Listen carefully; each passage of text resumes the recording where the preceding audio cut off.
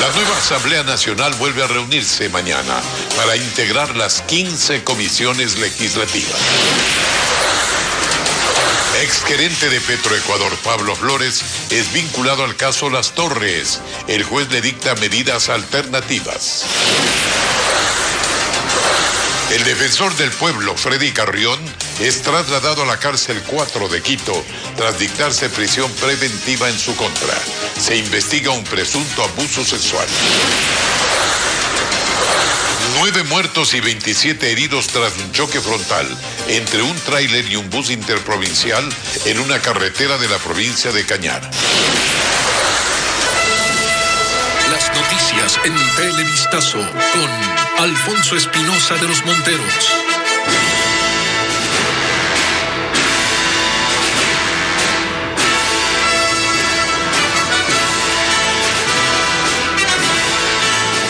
¿Cómo están? Muy buenas noches, amigos. Una nueva semana en nuestro noticiero estelar. Va completándose el equipo del presidente electo Guillermo Lasso. Hoy se conocieron 3 nombres más de quienes ocuparán ministerios. A través de su cuenta en Twitter publicó los nombres de quienes ocuparán las carteras de Turismo, Telecomunicaciones y Medio Ambiente. Con Lenin Artieda conozcamos quiénes son. El presidente electo continúa configurando su gabinete ministerial, el equipo más cercano que lo acompañará en el ejercicio del poder desde el próximo lunes 24 de mayo. Hoy se sumaron 3 nombres a los 11 que ya habían sido anunciados. Se tratan de Viana Maino, quien ocupará el Ministerio de Telecomunicaciones. Maino tiene 49 años, es doctora en jurisprudencia, especialista en participaciones público-privadas en contratación y concesiones en áreas de infraestructura y servicios públicos. Es consultora del Banco Interamericano de Desarrollo y del Banco Mundial en Ecuador. Otro nombre que venía sonando hace semanas y que se confirmó fue el de Nils Olsen, quien se encargará de la cartera de turismo. Olsen tiene 33 años, estudió Administración de Empresas y Marketing, cuenta con una maestría en Turismo Sostenible. Es el director del programa turístico y social de la Hacienda La Danesa. En redes sociales, el presidente electo confirmó que Gustavo Manrique será el próximo ministro de Ambiente. Manrique es ingeniero agrónomo, presidente de los premios Latinoamérica Verde y de la empresa Soluciones Ambientales Totales San Vito. También presidió el directorio de Corpey entre el 2010 y el 2016.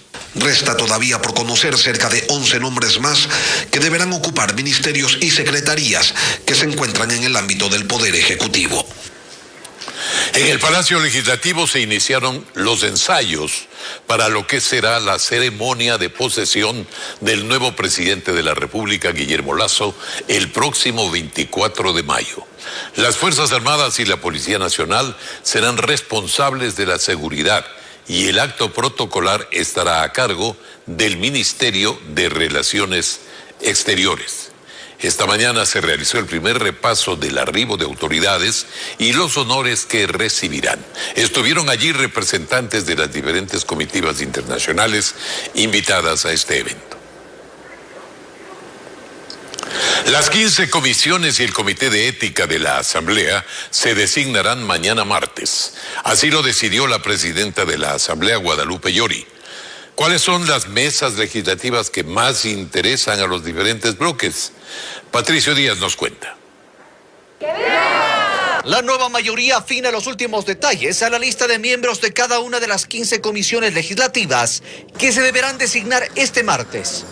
Desde el movimiento oficialista, tienen claros sus intereses. Para nosotros es indispensable realmente lograr una muy buena participación y la dirección, ojalá, de aquellas comisiones que se dedican y en las que se puede tramitar proyectos en favor de la reactivación económica.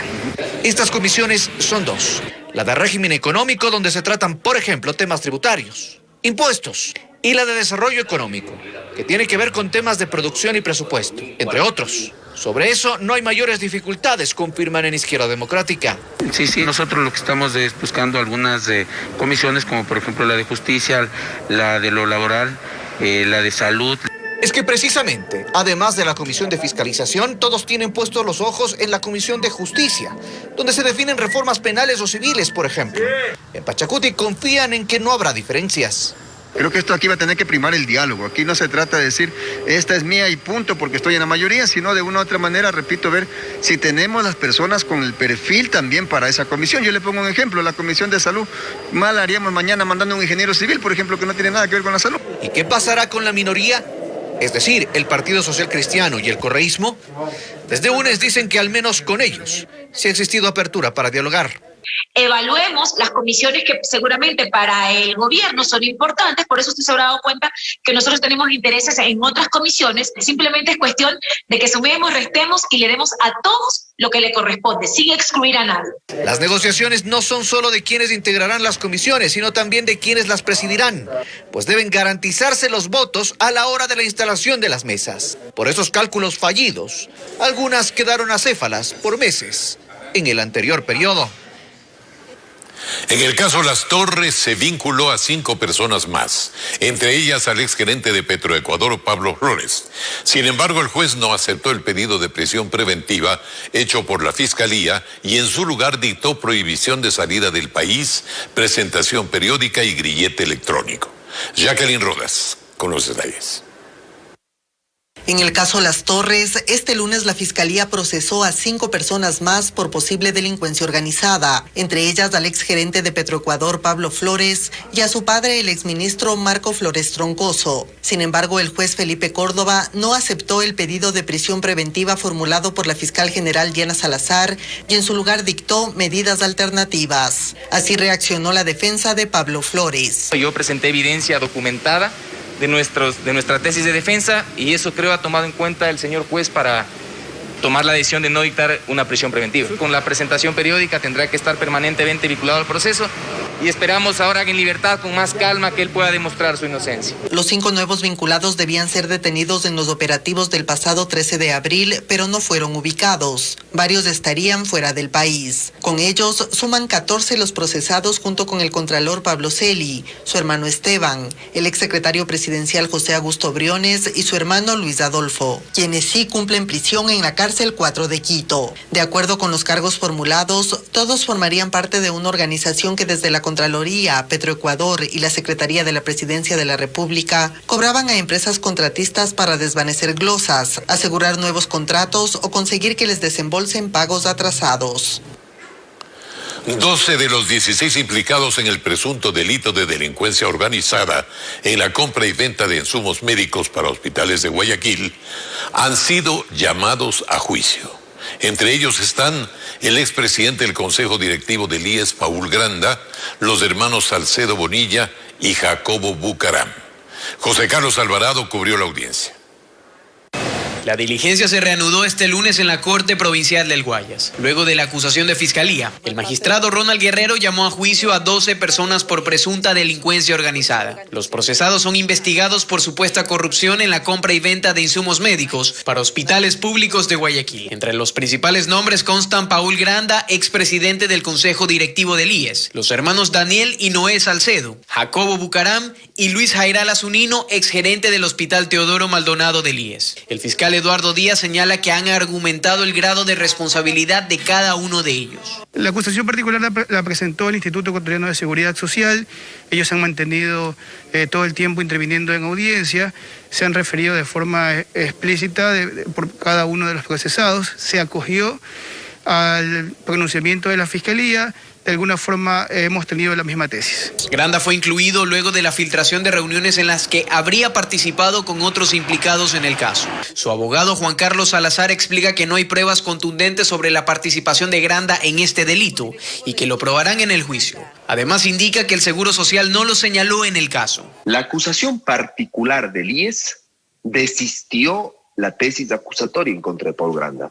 Es decir, el IES por escrito dijo: no vamos a perseguir la conducta de Paul Granda porque consideramos que Paul Granda no tiene responsabilidad en este hecho.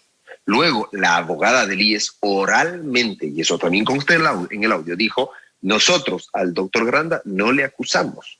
Luego de la conclusión de esta etapa, el juez Guerrero emitió el auto de sobreseimiento a favor de Dalo Bucaram, su hermano Michel Bucaram, Gabriela Pazmiño y Marco Sevillano. Se espera que en los próximos días se confirme la fecha para la nueva etapa de este proceso judicial.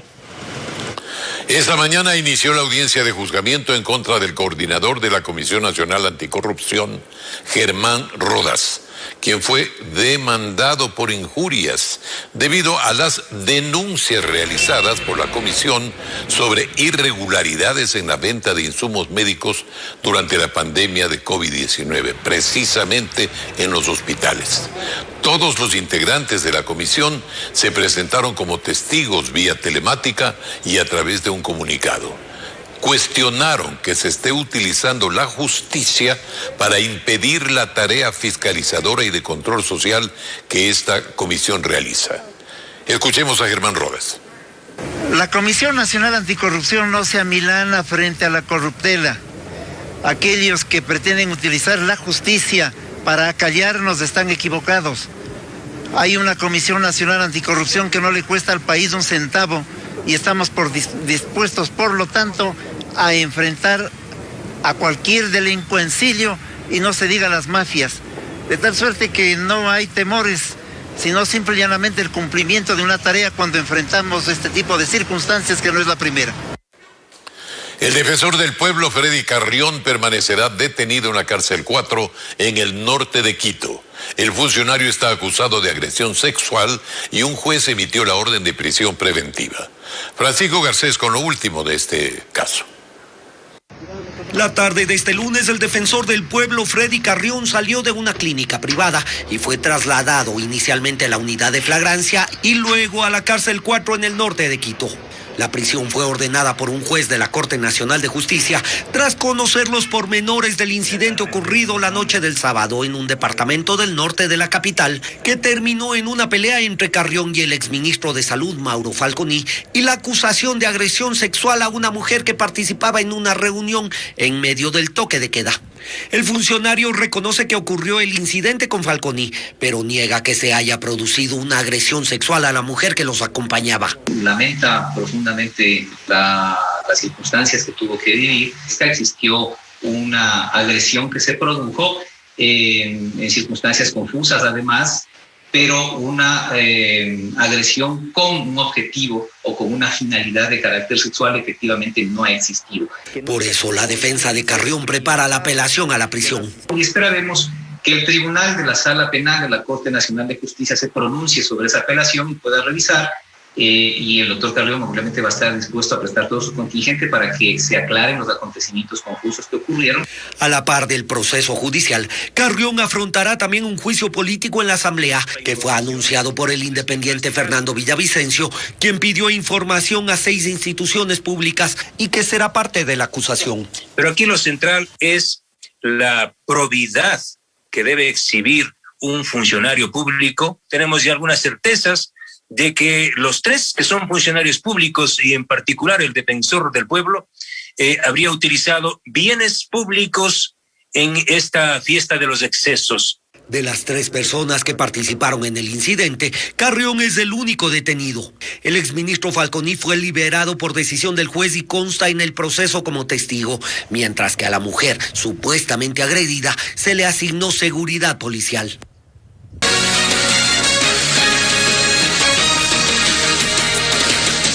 Seguimos, 9 muertos y 27 heridos es el saldo mortal de un accidente de tránsito en la Troncal, provincia de Cañar.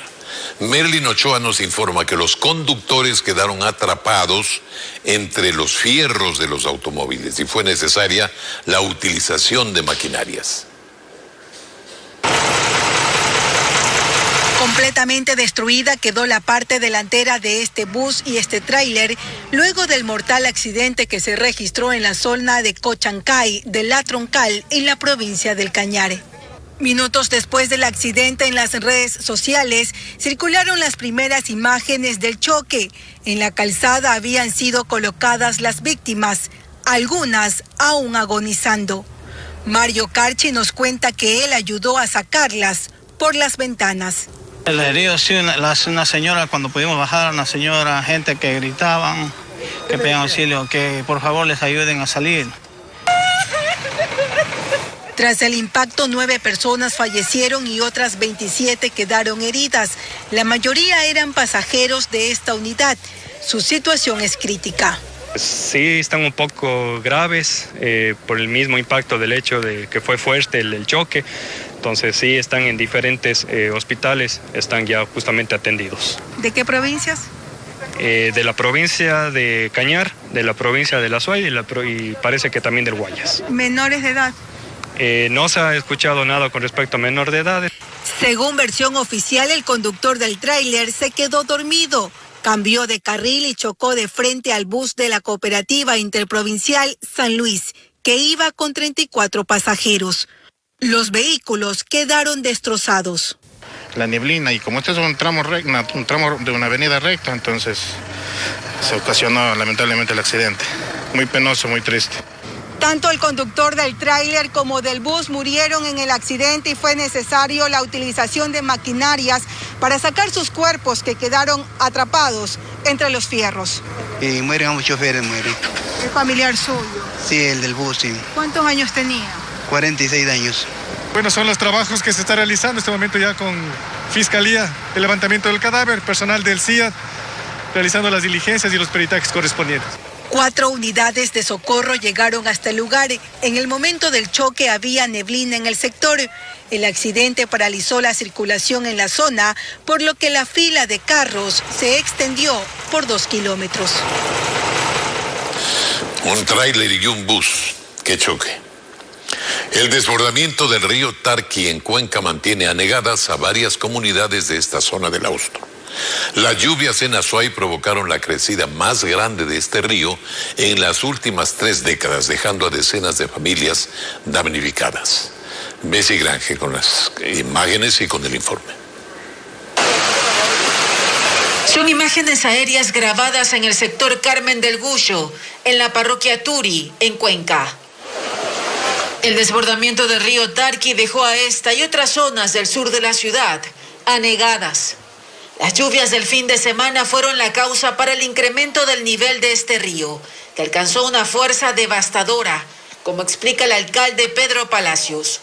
Llegamos a tener en el río Tarqui un caudal que superó los 320 metros cúbicos cuando la alerta está en 30, es decir, 10 veces más. Eso sucedió a las 8 o 9 de la noche del día sábado. Cifras municipales detallan que 461 personas fueron atendidas por equipos de rescate. 22 ciudadanos fueron evacuados a albergues y aproximadamente 80 viviendas sufrieron daños a causa de las inundaciones. Estas, además, causaron problemas en el abastecimiento de agua potable de ciertas zonas, como detalla el director del Servicio de Gestión de Riesgos, Rommel Salazar. Se registra afectación en el proyecto Nero, que brinda el servicio de agua potable a varias comunidades de Cuenca, y al momento se encuentra sin brindar el servicio, afectando la dotación de agua potable a aproximadamente 600 personas. Personal de varias instituciones del Estado se desplegó para atender las necesidades. La labor que inicialmente hicimos es apoyar a evacuar a las personas para los albergues. Mientras tanto, en Morona, Santiago, continúa cerrada la vía Puyo-Macas tras el colapso de un tramo de esta carretera, provocado por el desbordamiento del río Upano, por lo que se recomienda tomar vías alternas.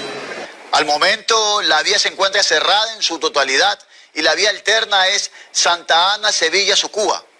Las autoridades continúan recorriendo las zonas afectadas por estas emergencias. La situación sanitaria a causa del COVID-19 sigue siendo crítica en Quito.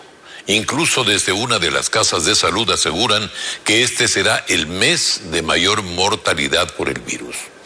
Mientras desde el fin de semana los medios de comunicación tenemos restricciones para informar sobre la situación hospitalaria. Tenemos la respuesta desde el Ministerio de Salud.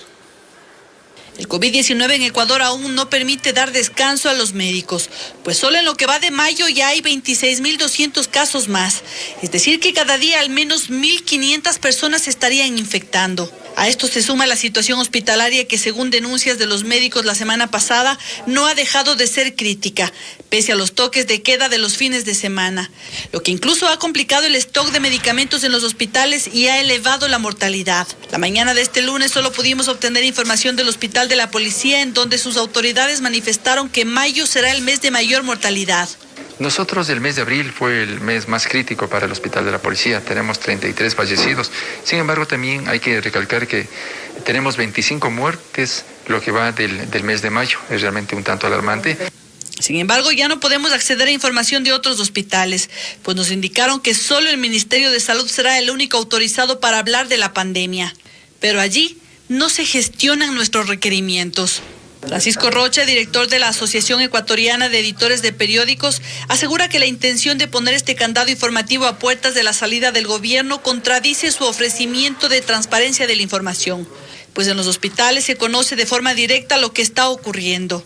El tema es que no pueden coartar la libertad de información, pero además los directores de los hospitales son voceros también de los hospitales y están más cerca a la realidad que la estadística del Ministerio de Salud. No pueden dañar una visión de acceso a la información durante 4 años con un problema que no lo han podido controlar y que no es culpa de los medios de comunicación. Criterio con el que concuerda el presidente de la Federación Médica del Ecuador, quien considera que la situación en las casas de salud es crítica y evitar que se informe es riesgoso. Y ahora que vengan a poner restricciones respecto a la información, porque no nos gusta, porque la información que están dando los medios de comunicación están fuera de probablemente el espectro que uno espera como autoridad. Eso no tiene nada que ver con lo que espera la población, es decir, transparencia. Por su parte, el ministro de Salud niega que se intente ocultar información. Totalmente falso. Nosotros no hemos dado disposición, pero nosotros no podemos, hay que decirlo, aperturar a que los medios que puedan tener las facilidades de autoridades que no tengan el cargo o tengan la información correspondiente. Es decir, no puede ser un médico o una enfermera que no tenga un cargo jerárquico.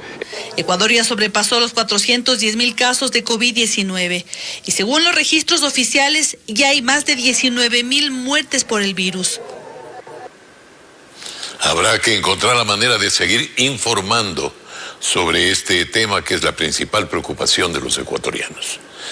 Y en Guayaquil, familiares de pacientes con COVID denuncian falta de medicamentos en el Hospital del Guasmo.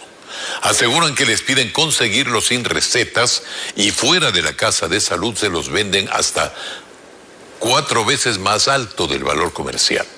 Mientras tanto, el número de fallecidos por el virus ha empezado a disminuir en la ciudad de Guayaquil, según las autoridades epidemiológicas. César Berestegui describe la situación. Son personas que tienen familiares con COVID-19 y a diario acuden a los exteriores del Hospital del Guasmo, al sur de Guayaquil, para saber cómo evolucionan sus pacientes, pero las proyecciones de recuperación son pequeñas, más aún con la escasez de medicamentos en la casa de salud. Comentan que cada 3 días los médicos les piden conseguir remedios, pero que no les pueden dar receta. Pese a esto, logran comprarlos, aunque aseguran que los adquieren 4 veces más caros. Dicen que están desabastecidos de medicamentos y no dan recetas. Y además, afuera esos medicamentos son muy caros. Gasté para los remedios para el fin de semana $464. Piden a las autoridades controlar los precios en farmacias cercanas a los hospitales COVID y esperan que se abastezca a las casas de salud de los medicamentos necesarios. Durante la última semana del toque de queda focalizado en 16 provincias, el número de contagios y fallecidos por coronavirus empezó a disminuir, según dio a conocer la Mesa Técnica de Salud del COE cantonal. Se ha marcado ya una clara tendencia a la baja, a la disminución en cuanto al comportamiento de la epidemia y la mortalidad se estableció con un promedio de 17 muertes por día. Las camas de hospitalización sí se están oxigenando, hay menos camas ocupadas. Aseguran que la cifra todavía es alta en comparación a junio y julio del 2020, cuando morían 2 personas al día, por lo que recomiendan a la ciudadanía seguir con las medidas de bioseguridad y evitar las aglomeraciones, mientras avanza el proceso de vacunación. Continuamos. En Ecuador hay varias familias que necesitan comprar la medicina más cara del mundo para salvar la vida de sus hijos, de sus bebés. Es un medicamento que cuesta más de $2 millones y que sirve para tratar la atrofia muscular espinal. Es una carrera contra el tiempo porque la medicina solo puede administrarse antes de los 2 años de edad. Con María Cecilia Largacha conozcamos más. Se llama atrofia muscular espinal y es una enfermedad genética, es decir, que se nace con ella. Los niños que la sufren van perdiendo sus motoneuronas, pierden movilidad, y no solo de las extremidades, sino también de los otros músculos, los más necesarios, los que se usan para la deglución o incluso para la respiración. Pueden fallecer por insuficiencia respiratoria porque no tienen fuerza muscular para poder mover su tórax. ¿Por qué hablamos de la atrofia muscular espinal? Porque hace poco Ecuador conoció el caso de Derek, un bebé de 6 meses diagnosticado con la enfermedad.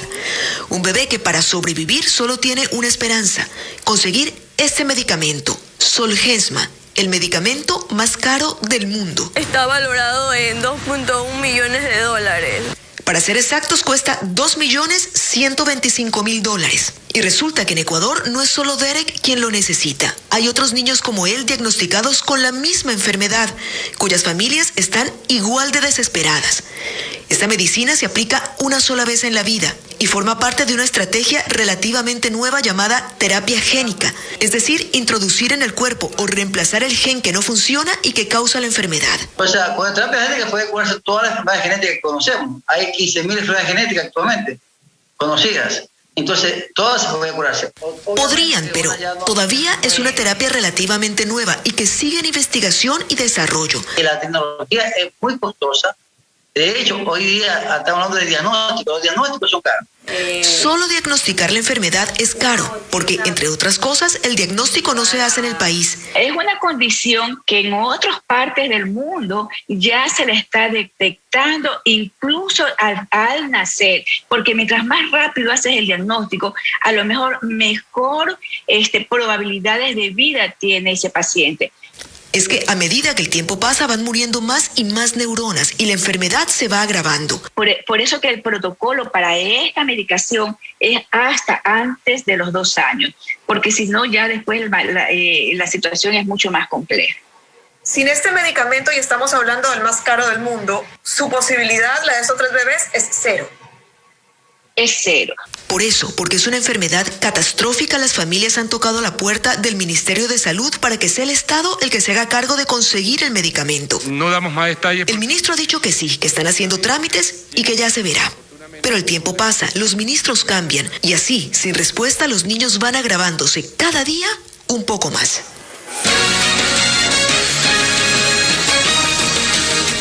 Gracias por acompañarnos y seguimos con las noticias. Guayaquil ha sido escenario de violentos hechos en las últimas horas. Un cruce de balas entre delincuentes y la policía dejó como saldo un muerto, mientras que sicarios asesinaron a un hombre cerca de su vivienda.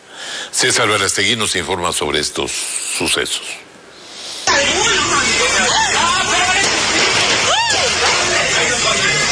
Son los momentos en que los policías intentan que un delincuente baje las armas. Estas imágenes fueron grabadas por los moradores y testigos de la cooperativa Juan Montalvo en Guayaquil.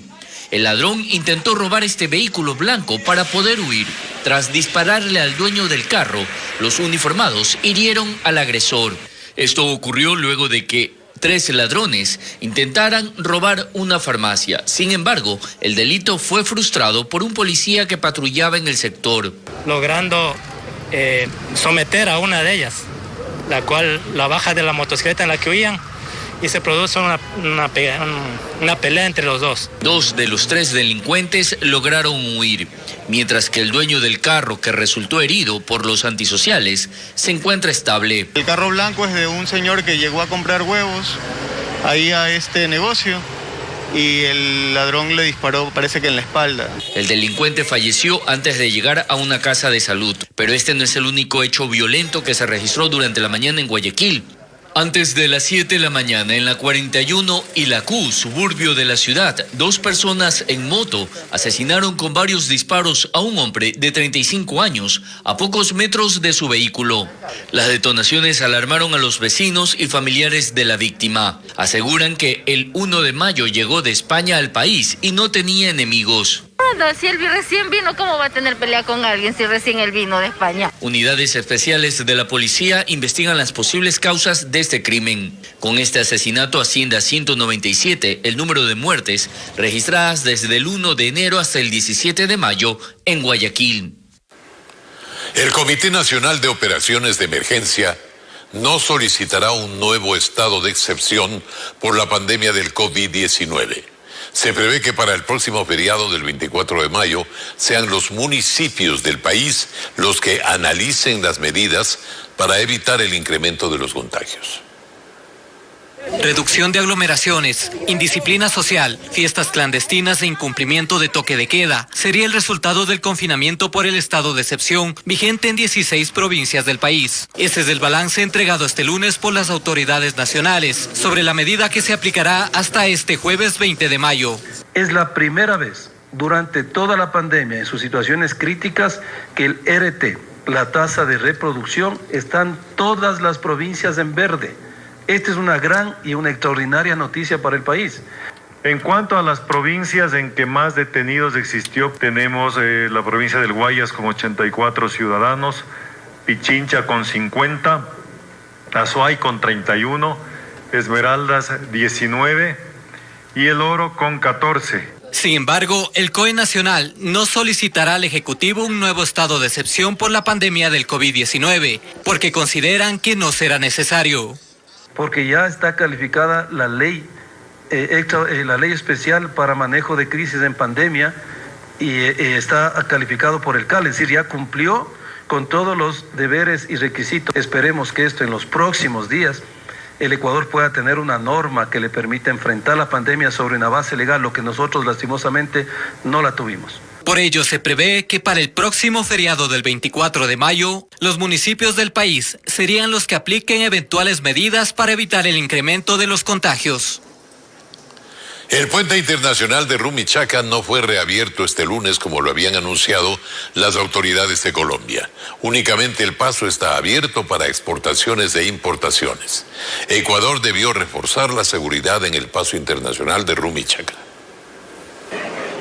El anuncio de la reapertura del puente internacional de Rumichaca por parte del ministro del Interior de Colombia no se ejecutó. La frontera continúa cerrada. Este pronunciamiento generó reacciones en el sector del comercio local de Tulcán, quienes rechazan una reapertura total de la frontera y exigen primero el avance del proceso de vacunación. Nosotros habíamos sugerido que este número de personas vacunadas tendría que ser de al menos el 70% en el lado ecuatoriano y lo mismo en el lado colombiano. En tanto, otro sector del comercio espera una pronta reapertura de este paso internacional para reactivar su economía, que depende del intercambio comercial fronterizo. Se van a reactivar también lo que son los taxis, las camionetas de alquiler, los hoteles, los restaurantes. Entonces, personalmente creo que al final, haciendo una evaluación, resulta positivo para los dos países. De momento, no existe fecha ni acuerdos con Colombia para abrir la frontera. Y hay comentarios que quieren venir acá a Tulcán, que quieren venir sobre todo venir a Ipiales. Por favor, la frontera se encuentra cerrada en este momento aún. A las autoridades de salud les preocupa que una eventual apertura de Rumichaca genere el colapso del hospital de Tulcán con la llegada de pacientes colombianos. Casa de Salud que de momento mantiene al 100% su unidad de cuidados intensivos. ¿Qué quiere decir esto? Que nosotros no estamos en control de pandemia. Lo que queremos decir es que la velocidad que se está dando en los casos nuevos es preocupante. Por ahora, la reapertura del puente internacional de Rumichaca deberá esperar mientras las cancillerías de los dos países establezcan protocolos de un regreso progresivo. Y para despedir tenemos una noticia sorprendente que nos llega desde Galápagos. Esta tarde se confirmó el colapso del emblemático arco de Darwin. En la imagen que vamos a poner podemos observar el antes y el ahora de este atractivo puente que estaba ubicado a menos de 1 kilómetro de la isla principal en el norte del archipiélago. Su desaparición sería consecuencia de la erosión natural, según publicó el Ministerio del Ambiente. Cambió un poquito el paisaje de Galápagos, nada más, pero Galápagos sigue siendo hermosa como siempre. Bueno, muchas gracias amigos, porque ya nos estamos despidiendo. Nos veremos el día de mañana en el horario de costumbre. Y las noticias para ustedes continúan desde las 5:55 de la mañana. Buenas noches a todos.